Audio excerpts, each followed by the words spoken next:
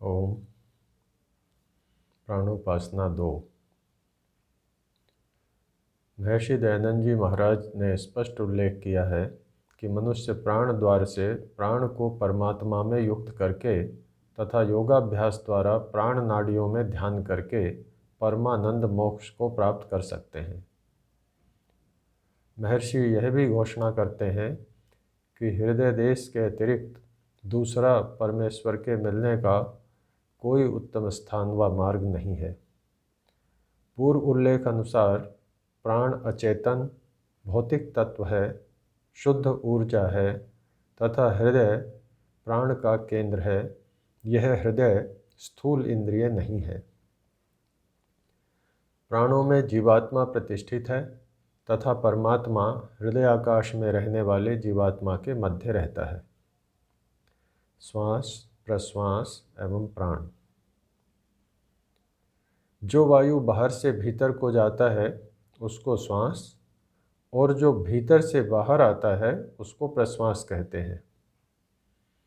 परंतु श्वास के द्वारा जो वायु शरीर में जाती है तथा जो वायु बाहर आती है वह प्राण नहीं है।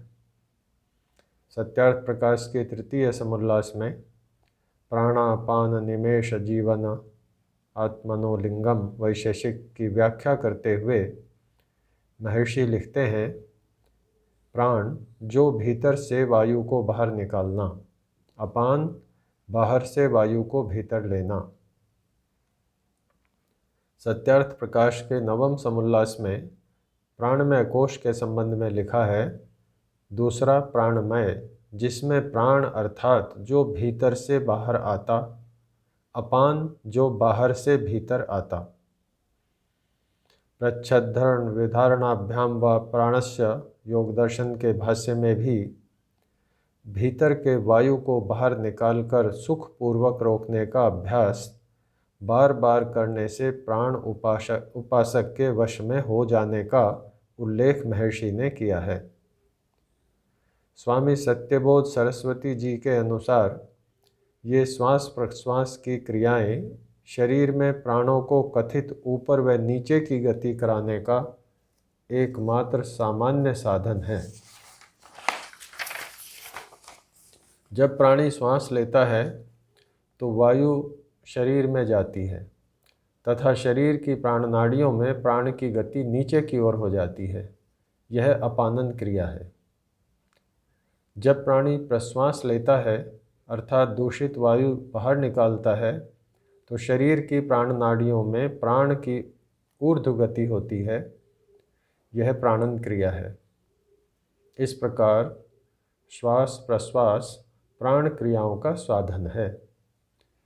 श्वास प्रश्वास में शरीर के भीतर जाने वाली वायु तथा बाहर आने वाली वायु प्राण नहीं है, वह ऑक्सीजन आदि गैसों का मिश्रण है। प्राण किन्हीं गैसों आदि का मिश्रण नहीं है बल्कि शुद्ध ऊर्जा है। प्राण के 5 भेद। एषो अणुरात्मा चेतसा विदितव्यो यस्मिन् प्राणः पंचधा संविवेश। मुंडकोपनिषद के भाषार्थ में पंडित भीमसेन शर्मा लिखते हैं, यस्मिन् जिस शरीर में प्राणः प्राण पंचधा प्राण अपान व्यान उदान और समान नाम 5 प्रकार के भेदों से विवेश अच्छे प्रकार प्रविष्ट हो रहा है। यथा सम्राडेव अधिकृतान विनियुक्ते एतान ग्रामान अधितिष्ठ एवेश प्राण इतरान प्राणान पृथक पृथक एव सन्निधत्ते। प्रश्नोपनिषद का अर्थ करते हुए डॉक्टर सत्यव्रत सिद्धांतालंकार लिखते हैं, जैसे सम्राट अपने अधीन कर्मचारियों को अपने अपने काम में नियुक्त करता है, किसी को इस तथा किसी को उस ग्राम में अधिष्ठाता बनाता है, इसी प्रकार यह प्राण अन्य प्राणों को पृथक पृथक अपने अपने काम में नियुक्त करता है। स्वामी सत्यबोध सरस्वती जी के अनुसार जीवों के शरीरों में प्राण तत्व तो एक ही है, कार्य भेद से उसके अनेक नाम हो जाते हैं।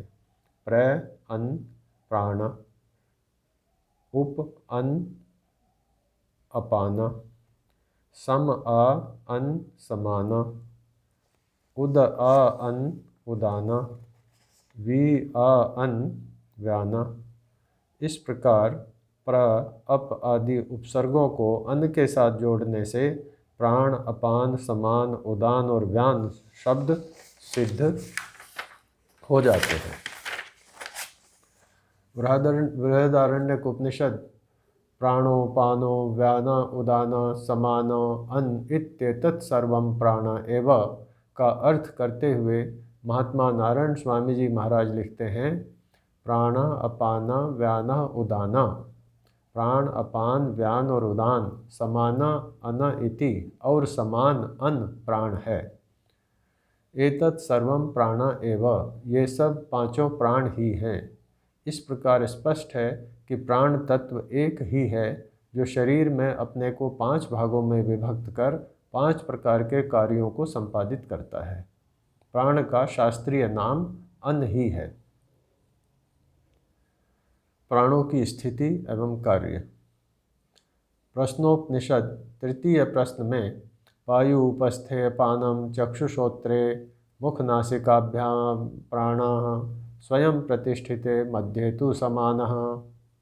अत्र एतद् एकशतं नाडीनां भवन्त्याशु व्यानश्चरति अथैकयोरूर्ध्वम् उदानः पुण्येन पुण्यलोकं नयति पापेन पापम उभाभ्याम एव मनुष्यलोकम।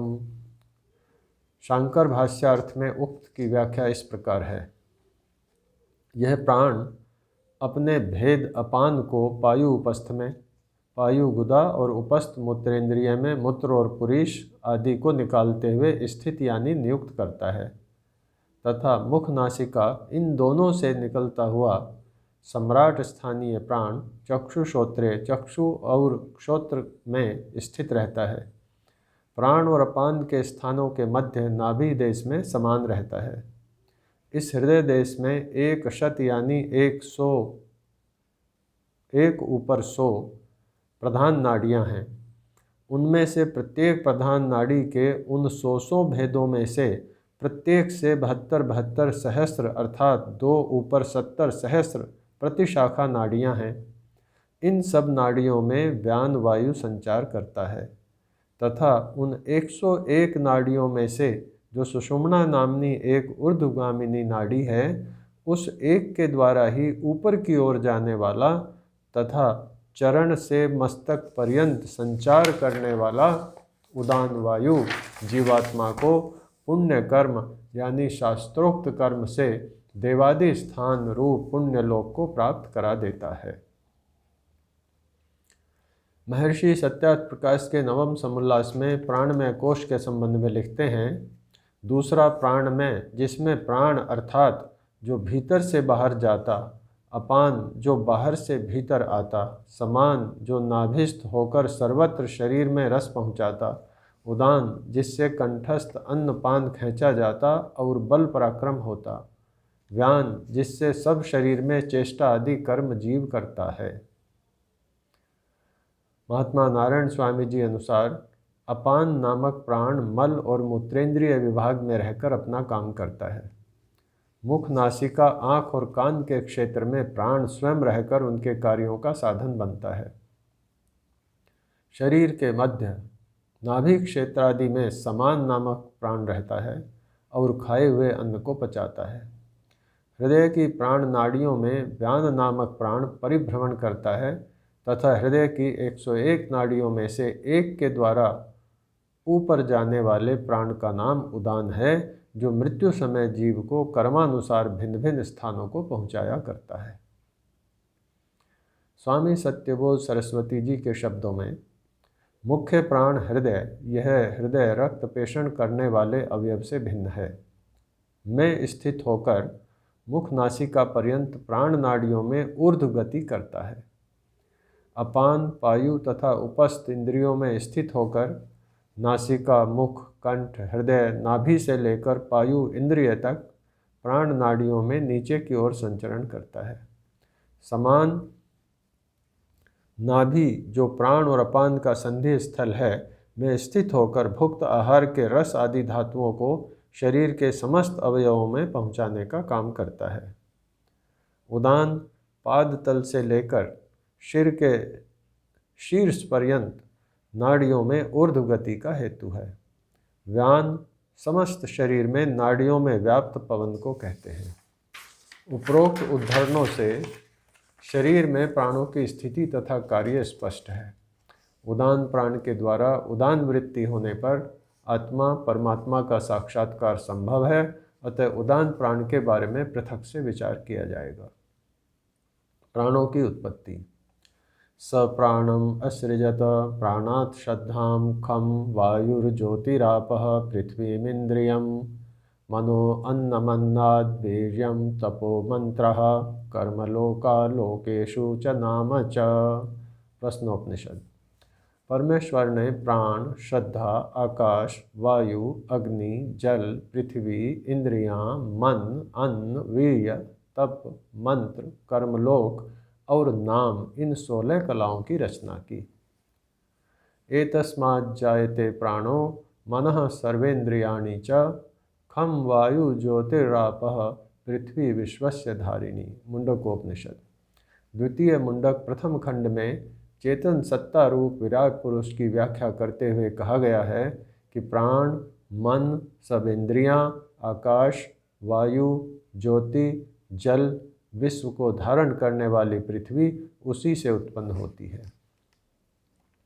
ऊर्ध्वं प्राणन उन्नयति अपानम प्रत्यगस्यति मध्ये वामनासीनम विश्वे देवा उपासते। कठोपनिषद। जो प्राण को ऊपर की ओर ले जाता है और जो अपान को नीचे की ओर धकेलता है, हृदय के मध्य में रहने वाले उस वामन भजनीय की सब देव उपासना करते हैं।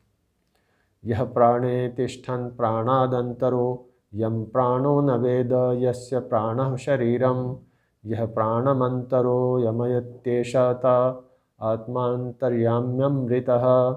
जो प्राण में रहता हुआ भी प्राण से अलग है, जिसको प्राण नहीं जानता परंतु प्राण ही जिसका शरीर है, जो प्राण के भीतर रहता हुआ उसका नियमन कर रहा है, वही सर्वांतर्यामी परमात्मा है। इस प्रकार प्राण चेतन सत्ता नहीं है, अपितु भौतिक तत्व है जो परमात्मा से उत्पन्न होता है तथा परमात्मा ही जिसका नियमन करता है। परमात्मा प्राण में रहता हुआ भी प्राण से अलग है तथा प्राण उसको नहीं जानता है। प्राण 5 प्रकार से विभाजित हो जिन क्रियाओं को करता है उनका कराने वाला परमात्मा है। बाह्य प्राण जीवों को सूर्य रश्मियों के माध्यम से नेत्रों द्वारा प्राप्त होता है तथा सर्वत्र व्याप्त है। इसको विद्वान आधिदैविक प्राण के नाम से कहते हैं। दूसरा, जीवों के शरीर में स्थित परमात्मा वैश्वानरग्नि रूप से अन्नपानादि आहार को पचाता है, जैसा कि बृहदारण्यक उपनिषद में कहा गया है, अयम अग्निर्वैश्वानरो यो अयमन्तः पुरुषे येनेदमन्नं पच्यते सद इदम अद्यते। परमपिता परमात्मा ही अन्न, जल और घृतादि तेजस आहार के अनुतम भाग से मन, प्राण और वाग बलों को उत्पन्न करता है। अन्नमयम ही सौम्य मना आपोमयः प्राणः तेजोमयी वागिति। छांदोग्य।